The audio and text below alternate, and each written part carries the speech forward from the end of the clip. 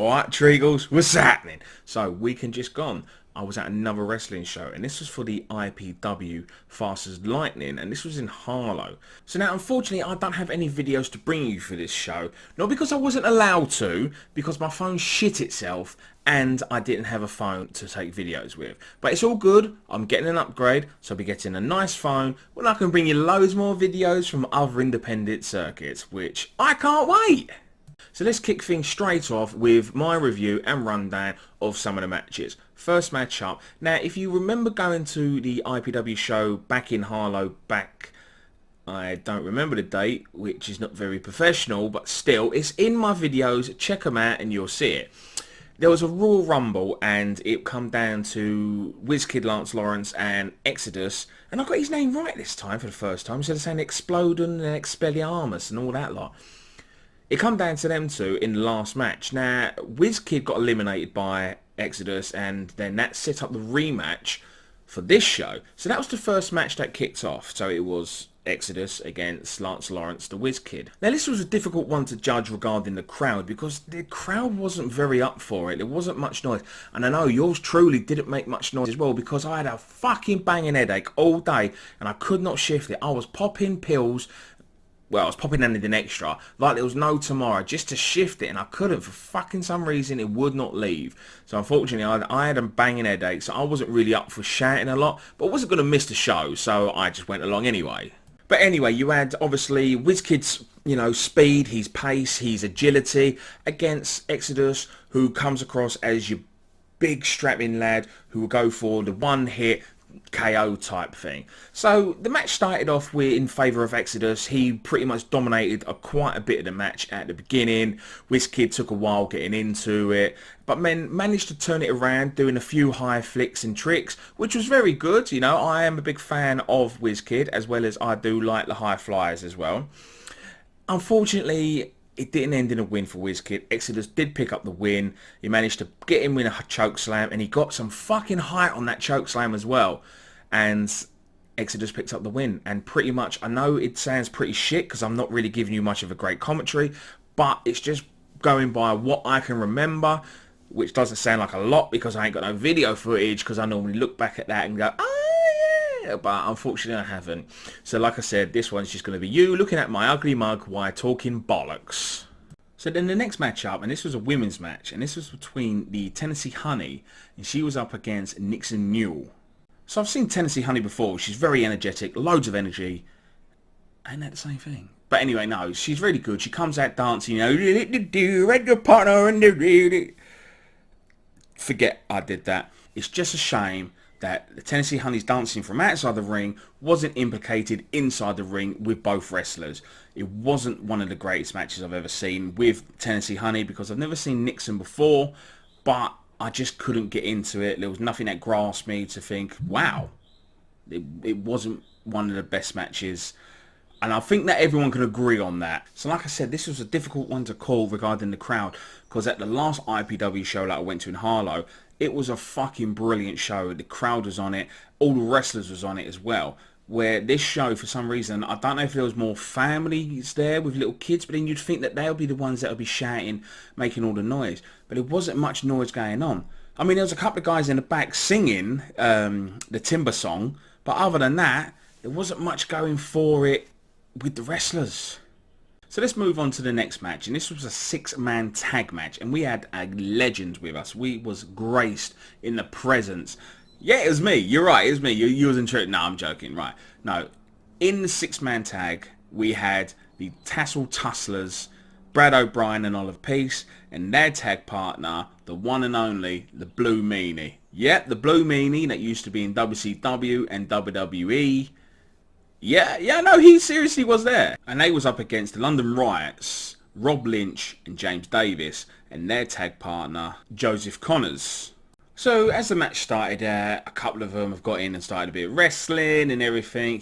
From what I can remember, the Blue Meanie got the better of James Davis. And James Davis wasn't having that, right? He said, no, I challenge you to a dance-off.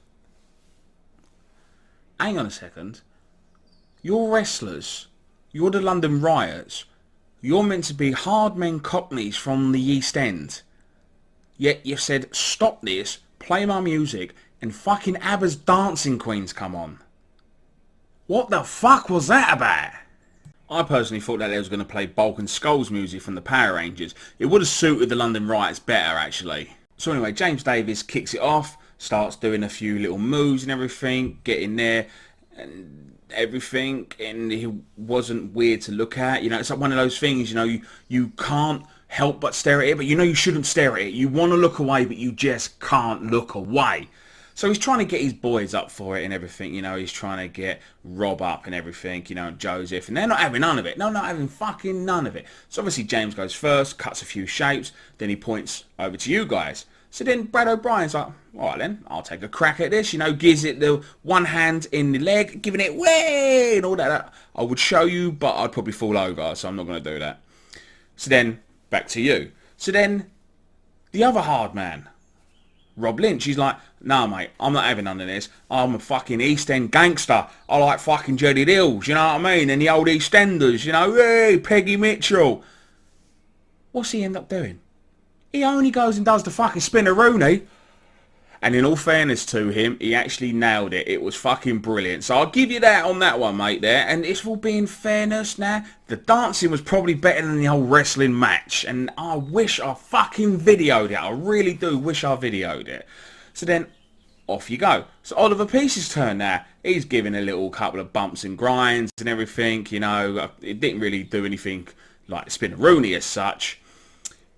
Then it's over to the other team again. So now Joseph's like, alright then, I'll have a crack at this.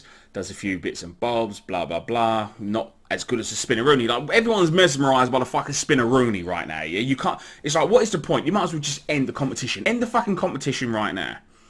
Then he goes over to the Blue Meanie. And let's be honest, we all know the Blue Meanie, don't we, right? You know, and everything. Looks like Bollywood dancing. But don't worry about that, alright? I've got no rhythm, okay?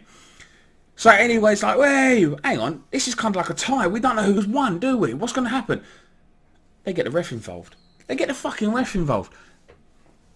He only fucking breaks out to Michael Jackson, don't it? Oh, he's broke out to fucking Michael Jackson!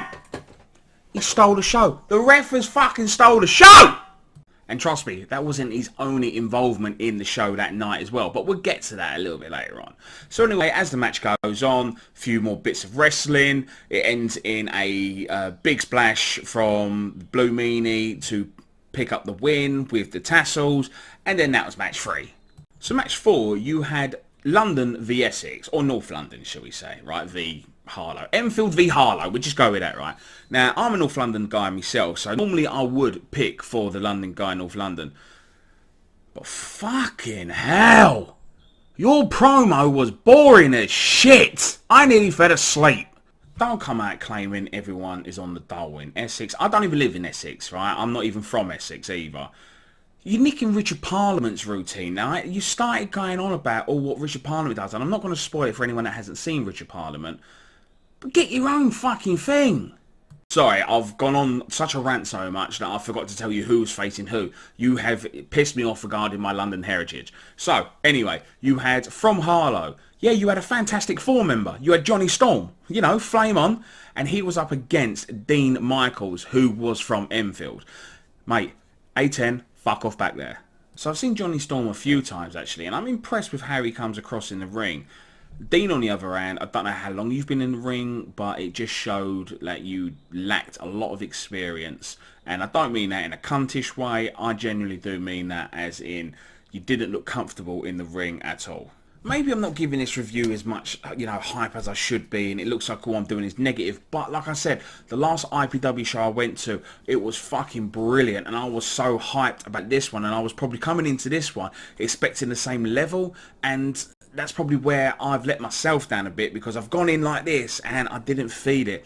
And the reason why I say that is because you had some massive names there. You had Big Damo, you had the Swords of Essex who was there, and not only that, yeah, D&D was there against the London Riots, who were at this show as well. They was the main event, but it was a TLC match, so to speak, where the, you know, London Riots, they got power bombed off a ladder through another fucking ladder. Now, if you haven't already seen the video, check it out. It's in my videos. You know, you might have to go back a little while, but it is in there, trust me, and it's fucking worth it. And that's probably why I didn't enjoy this show as much as I did the first show. I mean, I'll still come to, obviously, loads of IPW shows, but going from that hype, and that was my very first IPW show that I ever went to, so maybe there you go, I've sport myself by, you know, the standard of being set the high standard, and then it's just come down a level where it wasn't as intense. So Johnny Storm managed to pick up the win in the end, and not only did he perform one finisher move on Dean, he managed to perform 3 finisher moves on him. And I can't really remember all of them. I remember a 619 and he done a stunner. Can't remember what the other one was. He wanted to go for a tombstone. Now, at the end of the match, he's giving it the yes, yes, trying to get the yes nation going and everything. The crowd, again, still not having it, though, right? He's just won and he's doing that. Let's be honest, it don't take a lot to give it that and then the crowd fucking jump on it. But the ref was trying to say, you calm yourself down there, mate. And like I said, this wasn't the end of the ref. The ref's got in, he's power slammed Johnny Storm. Then started doing a yes, yes, yes. So, hang on a second. You've got a referee who's all of a sudden turned into fucking Michael Jackson, and now he's turned into a fucking wrestler. What else is he going to fucking turn into? The Hulk? So the next matchup, and this was a tag match, and this was between D&D, and they was up against the Ruckers. Now, again, going back to the Harlow show that I was at, the D&D won the belts, or retained the belts, shall we say, against London Rioters, and then the Ruckers come running there to get involved, which set up this match, obviously. Like I said, if you wasn't there, check it out. It's on the last video that I'd done regarding IPW. So anyway, this was a title match for the tag team belts. So it was good to see the Ruckers actually get a bit of time in the ring, because the last time I saw them, they was just involved in the Rumble, and there was too many people in there to actually concentrate to see what someone can do individually. So it was good to see that the Ruckers actually got involved, and I was really impressed with them actually. They looked really good. I thought that they could have come up with a little bit of a finisher move, something to do with like the rugby. Something like crouch, touch, pause, engage, but it's not actually called that anymore going into the scrum.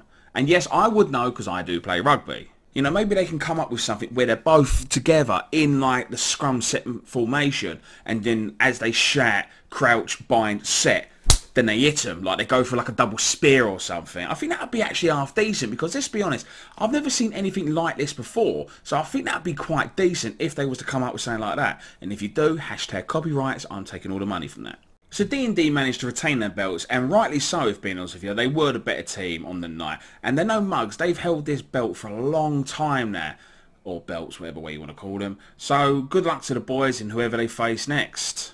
So then going into the last match of the night, and this was for a championship match, and this was between the current champion, Smooth Sammy Smooth, and this was for the IPW All England Championship, and he was up against Mark Andrews. Now he is on TNA. For anyone that's ever seen TNA or watches TNA, he is actually on TNA.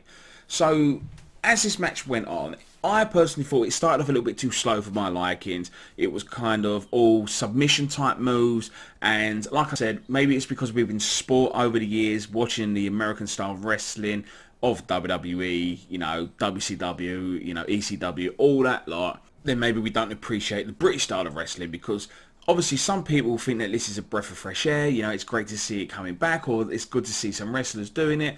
Ideally, it's not my cup of tea. I just want non-stop action. That's just me. Maybe it's because, like I said, we've been sport, I just prefer the American style wrestling, but I just want non-stop action from the moment they get into the ring, from the moment they get out of the ring. That's just me. But like I said, the match started off a bit slow. It did pick up a bit of pace towards the end, and it turned out to be an okay match in the end. Sammy Smooth managed to win to retain his championship, so everyone went home, you know, doing Grease Lightning. So that's all I've got to talk to you about the show. Like I said, I'm sorry I didn't bring you any videos. Hopefully when I'll get my phone, it will be up and running, so again, I can get some videos out to you. So this Saturday, I'm going to be at another WrestleFall show, and this is in Dagenham. Now, I'm going to be interviewing Dark Wolf Matt Walters. So get your questions in, let me know what you want me to ask him. Obviously, I've got questions I want to ask him myself, but if you want me to ask him anything, don't forget it could be anything regarding the 5 random questions, and then obviously anything regarding his wrestling. So don't forget to like, subscribe, leave any comments below, follow me on Twitter, it's in the description. So until next time, I will see you later!